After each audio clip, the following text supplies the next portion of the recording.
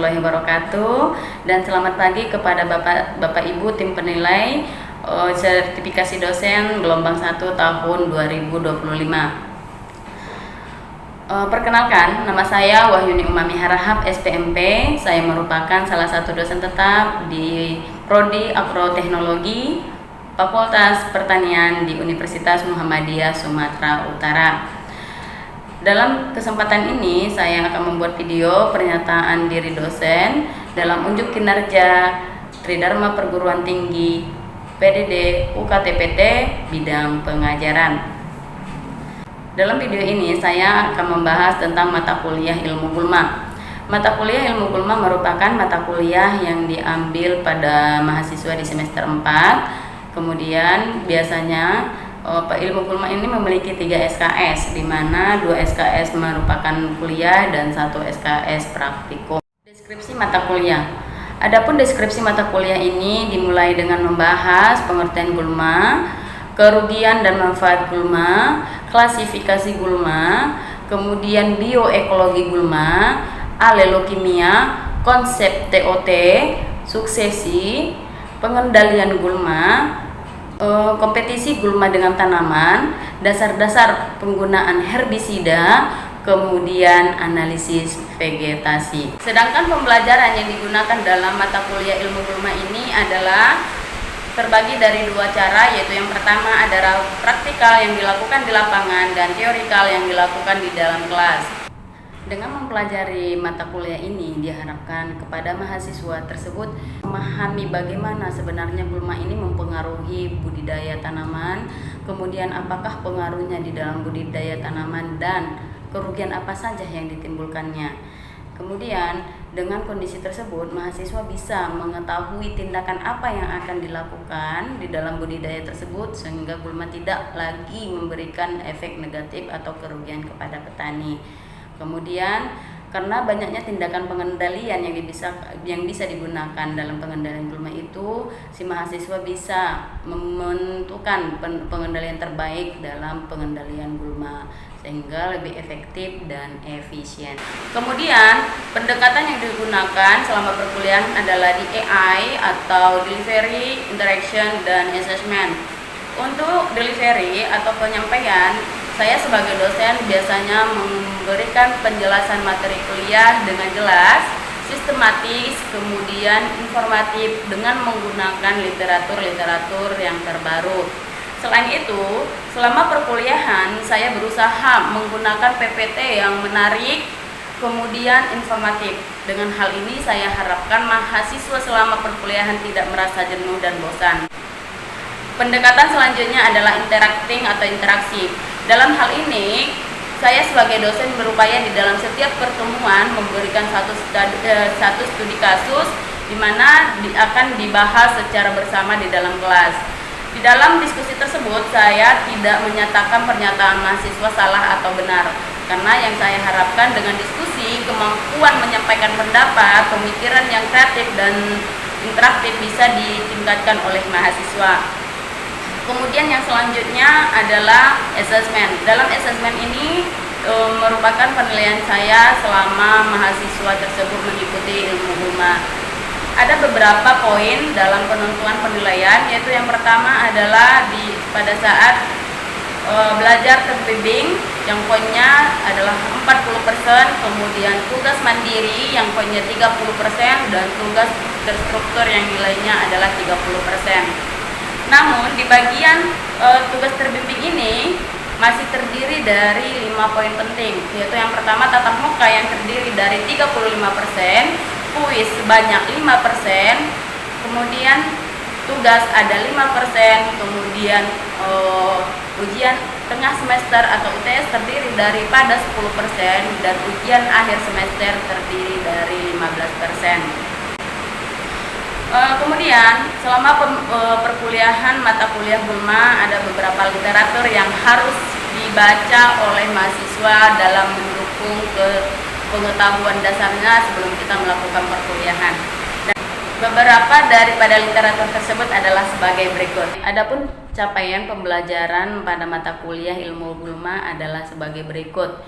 Yang pertama, mahasiswa diharapkan mampu mempelajari teknik budidaya pertanian yang berkelanjutan.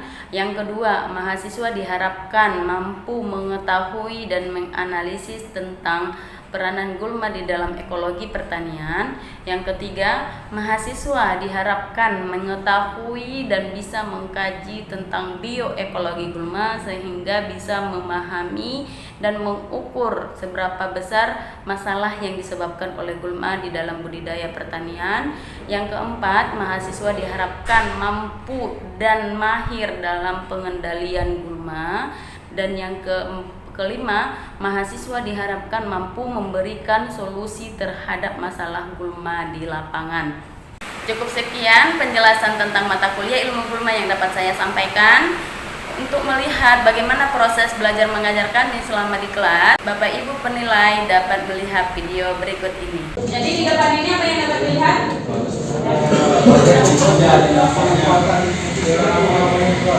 Abang-abang yang nyemprot ya? Apa yang disemprotnya? Gulma. Apa tahu gulma? Kan bisa saja di gulma. Di mana herbisidanya? Siapa yang herbisida? Herbisida kan bisa aja pestisida yang lain, bisa insektisida.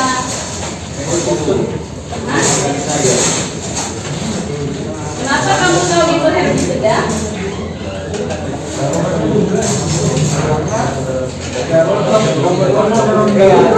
Karena pelajaran kita adalah gulma, ya enggak? Kalau kita tentang hama dan penyakit bisa saja itu insektisida.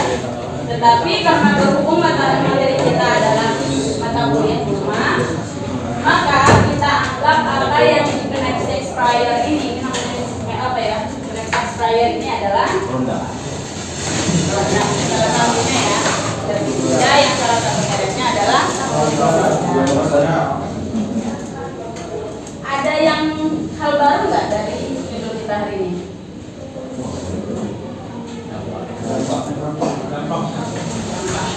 Untuk herbisida, berarti herbisida udah tahu dong apa artinya dan dari kata apakah herbisida ini?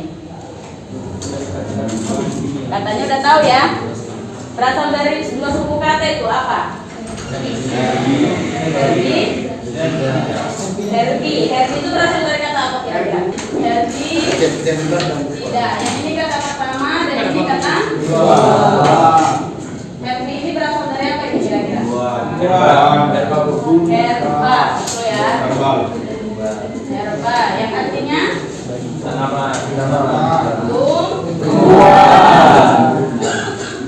Sedangkan sida apa nih?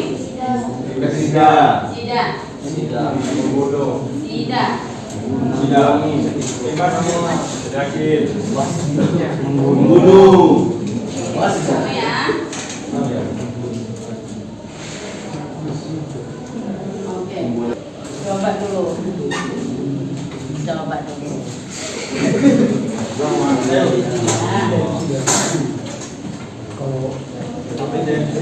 Ya, apa yang menurutmu herbisida itu apa? Herbisida itu kayak bahan kimia yang untuk tumbuhan gitu. Bahan kimia yang digunakan untuk membunuh tumbuhan seperti gulma gitu. Oke. Sama. Apanya sama?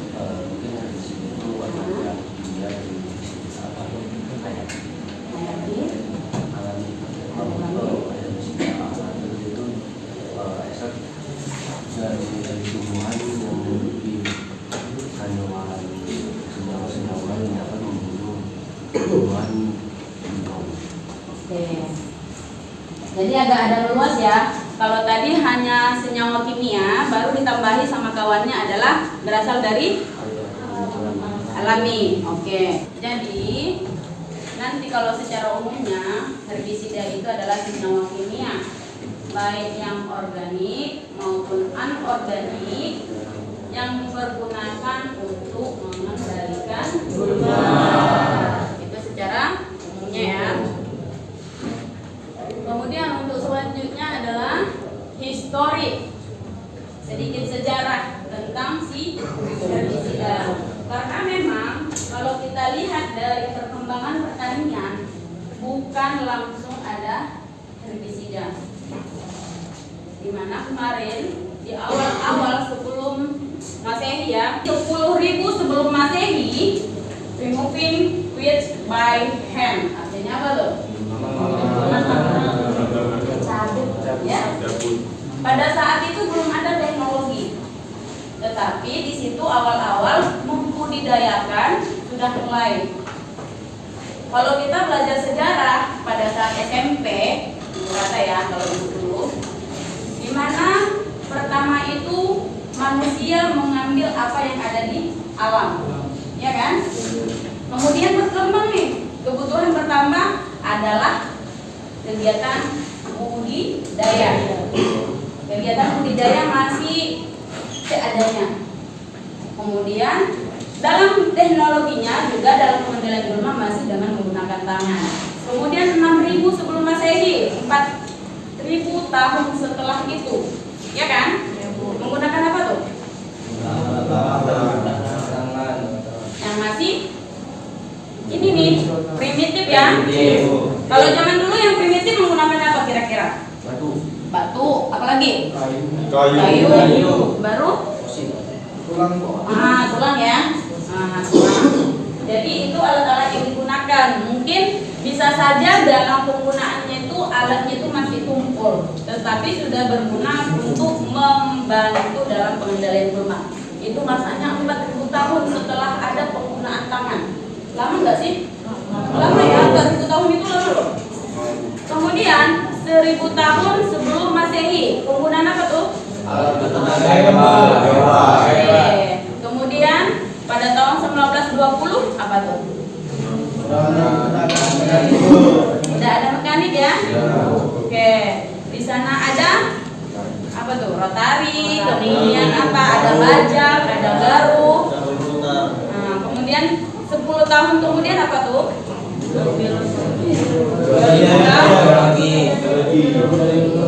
Oke, kalau materi kita kemarin pengendalian biologi penggunaan apa tuh? Ada yang ingat nggak? Review dulu kita apa?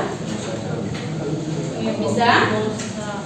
Kalau yang menggunakan hama daripada gulma apa kemarin? Ada bakteri nggak sih? Ada. Ya, ada parasitnya juga ya kan? Oke. Kemudian 17 tahun setelah itu chemical control dengan komersial development, sudah ada komersialisasi di mana herbisida sudah mulai ditemukan, yaitu biasanya dengan merek 2,4D dan MCPA, atau hubungan kupu-kupu dengan penggunaan herbisida atau pestisida secara umum.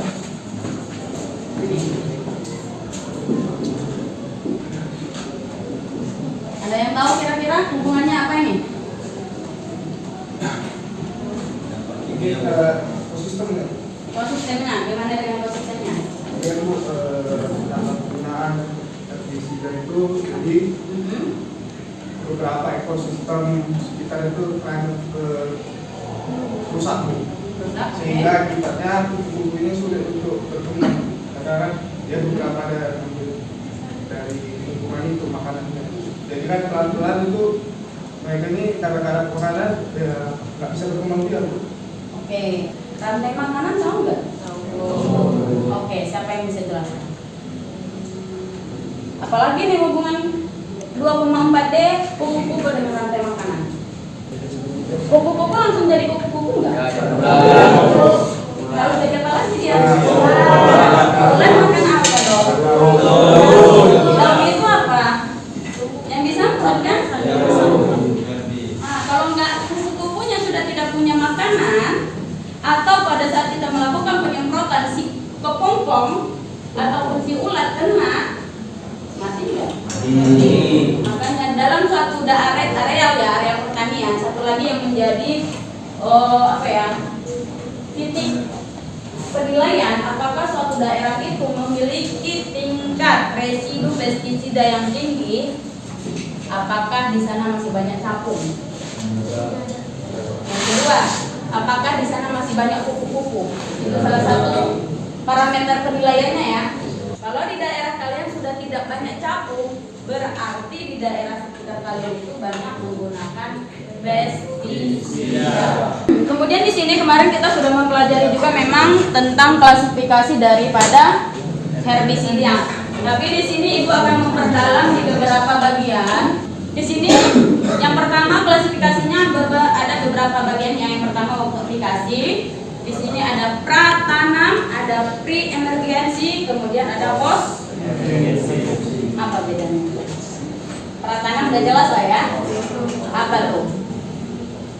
Sebelum tanam. Berarti aplikasinya kapan? Pada saat sebelum pengolahan lahan atau sebelum tanam.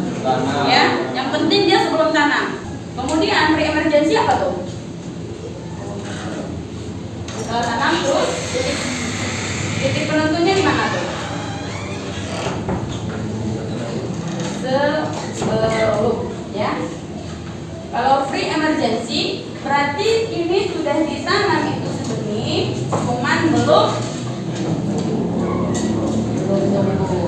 Jadi pre-emergency ini si herbisida itu berarti diaplikasikan setelah si kacang tanah ditanam, setelah si jagung ditanam, setelah si kedelai ditanam tapi belum bercambah. Berarti kalau kita menggunakan pestisida herbisida yang post emergency diharapkan herbisida yang digunakan yang mana tuh? Selektif. Berarti jangan dibunuhnya pula sih tanaman kita, ya. Kemudian lanjut ke nomor 2 yaitu berdasarkan aplikasinya, yaitu dapat juga dibagi menjadi 2. Ada melalui daun, aplikasinya ada melalui tanah. Kemudian untuk daun dibagi lagi menjadi 2, ada yang kontak dan sistemik. Ini kayaknya udah dijelaskan ini kemarin. Apa? Herbisida kontak bu, ya ketika disemprotkan ke misalnya daun itu mati. Tapi ketika herbisida sistemik, dia ketika kita semprotkan ke tanaman itu jaringan tumbuhan yang ada pada tumbuhan itu yang mati. Oke dulu apa itu? Kontak lah. Kontak apa? Bisa kontak itu kontak dengan rumahnya langsung. Oke. Kalau sistemik tadi intinya tuh? Itu bekerja dengan cara diserap. Oke. Intinya gini, sistem. Kalau sistem gimana kira-kira? Jaringan ya. Oke. Ada yang bisa nggak angkat tangan dulu kayaknya? Ada yang tahu? Oke. Mungkin kalau herbisida kontak ini dia saat diaplikasikan contoh itu dia diaplikasikan ke daun. Nah, yang mati itu hanya bagian yang terkenanya aja seperti daun. Kalau sistemik ini dia diaplikasikan ke daun itu akan menyerap kandungan yang ada di bahan kimianya itu dan masuk ke jaringan-jaringan, dia fokus semua jaringan dulu itu. Oke, jadi kontak itu kan kemarin kayaknya sudah disampaikan juga ya. Bagian mana yang terpapar, bagian itulah yang mati. Betul nggak? Betul. Kemudian kalau sistemik itu berarti sistem. Kalau sistem itu ada jaringan, ya. Kalau disemprot di daun mati akar. Kenapa? Karena senyawa bahan aktif daripada si herbisida itu masuk ke metabolisme, masuk dia ke saluran, kemudian diangkutlah dia mulai dari akar itu, dari daun, masuk ke xilem atau phloem, lanjut ke bawah, kenalah si akar, rusaklah dia. Kenapa? Karena dia masuk ke dalam transport si tumbuhan itu. Paham ya? Oke, tanya dulu. Bang Muhammad aja nanti. Coba Bang, apa sistemik? Kalau sistemik itu misalnya di semprot kena daun, dia akan masuk ke dalam sel-selnya. Oke, terus dipindahkan ke akar. Oke, kalau kontak itu akan kena yang disiram itu yang mati. janganlah disiram. disemprot, apa yang kena papar maka bagian di layang akan mati. Itu ya. Oke. Kontak ini dapat lagi dibagi menjadi dua, yaitu selektif dan non selektif. Nah, jadi gimana nih selektif dan non selektif ini? Kalau dia selektif ini Bu, dia itu kita harus tahu jenis rumahnya. Oke. Kalau dia kita gunakan dia rumah itu ada beberapa lebar yang kita gunakan dia untuk mematikan tanaman dan daun lebar. Oke. Kalau non selektif berarti mana tuh? Kalau dia non selektif itu Non selektif gimana? Pas? Oke. Katalisis apa tuh? Katalisis ya, berarti enzim yang berfungsi dalam proses katalisis. Kalau tidak terjadi katalisis, maka perombakan senyawa-senyawa kompleks tidak terjadi, maka takkan ada energi. Ya. Kalau nggak ada energi, nggak bisa berfotosintesis, nggak ada energi, nggak bisa dia berespirasi, matilah si tanaman. Itu ya. Kemudian molekulnya lagi ada anorganik lagi masih kalsium sianamida. Koagulasi sel. Koagulasi sel ini seperti terjadinya perubahan struktur daripada sel tersebut ya. Kemudian tembaga sulfat pengendapan protein. Kalau protein sudah mengendap, apakah bisa terjadi proses metabolisme? Tidak akan terjadi. Kemudian amonium tiosianat menghambat katalase, sama kayak tadi ya. Kemudian amida untuk anorganik, sintesa asam nukleat dan protein. Masih ingat ke asam nukleat? Biasanya untuk asam nukleat ini di inti sel juga nih ya. Jadi kalau nggak ada protein, nggak bisa terbentuk protein, maka akan rusaklah metabolisme ya. Kemudian dinitroalinin menghambat perkecambahan radikula dan tumula. Kemudian ada bifidilium mengganggu pembentukan elektron. Ini itu apa nih? Masih ingat nggak? Elektron. Apa? Pada saat proses apa tuh? Metabolisme apa tuh? Fotosintesis. Oke, fotosintesis pada saat H2O dipecah oleh sinar matahari menghasilkan elektron yang akan digunakan dalam proses penangkapan apa? Sinar matahari oleh si klorofil ya. Jadi dengan kegiatan tersebut maka terjadinya fotosintesis. Kalau elektron tidak terjadi, bagaimana si radikula si klorofil untuk mengambil sinar matahari? Maka tidak akan ada proses fotosintesis. Kalau nggak ada fotosintesis, apa yang terjadi? Nggak ada fotosintas, ya. Nggak ada fotosintas, nggak ada energi, maka matilah dia. Itu prosesnya ya. Mekanisme herbisida. Tadi Ibu sampaikan ada enzim ya, seperti apa tadi? Kunci dan gembok. Di sini dapat kita lihat trade name, itu berarti merek dagang ya, yang ini. Ini beberapa merek dagangnya, ini famili daripada chemicalnya.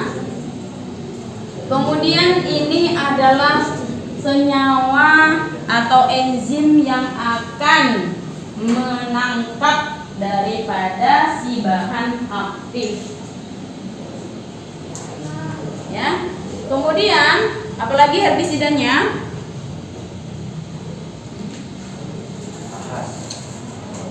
Imidazolinon.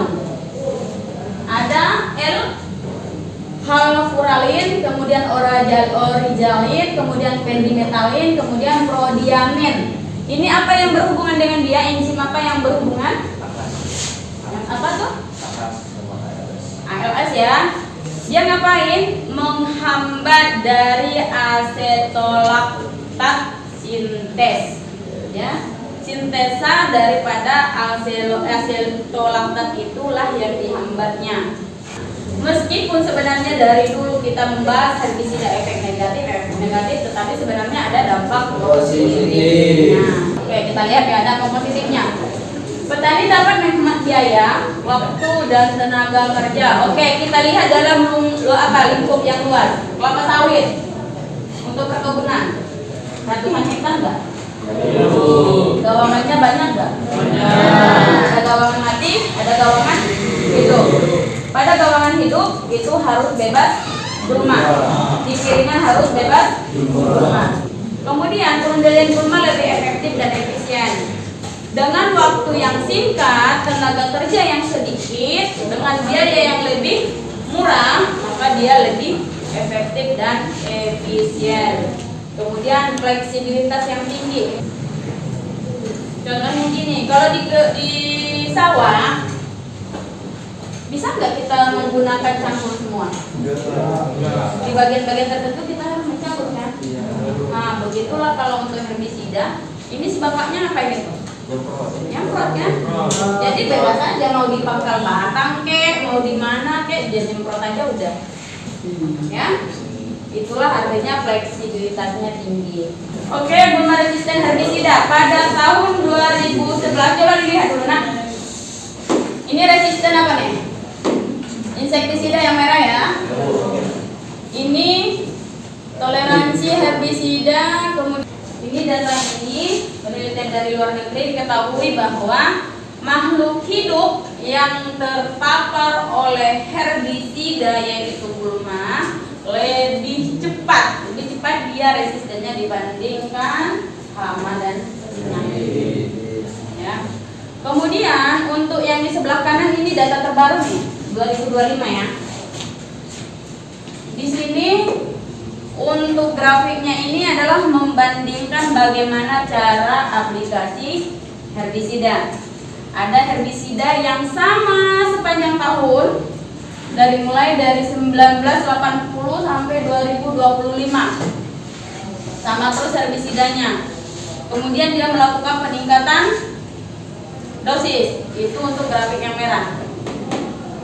Kemudian yang merah bulat ya, yang ini yang segi empatnya nih, dia 2 kali. Ya, 2 kali penyemprotan. Kemudian ada 3 kali penyemprotan, ada 4 kali, 5 kali, 6 kali dan sampai 7 kali penyemprotan. Kemudian amaranthus dalam familinya, tetapi yang paling tinggi adalah Lolium rhizome ya. Jadi nanti coba kalian lihat, akan sangat lengkap di website ini tentang herbisida ataupun resisten herbisida dan bahan aktifnya. Demikian deskripsi dan cuplikan proses perkuliahan ilmu gulma yang bisa saya sampaikan. Semoga dengan video ini bisa memberikan gambaran kinerja pengajaran yang sudah saya lakukan selama ini. Terima kasih saya ucapkan kepada Bapak Ibu tim penilai sertifikasi dosen tahap 1 tahun 2025. Assalamualaikum warahmatullahi wabarakatuh.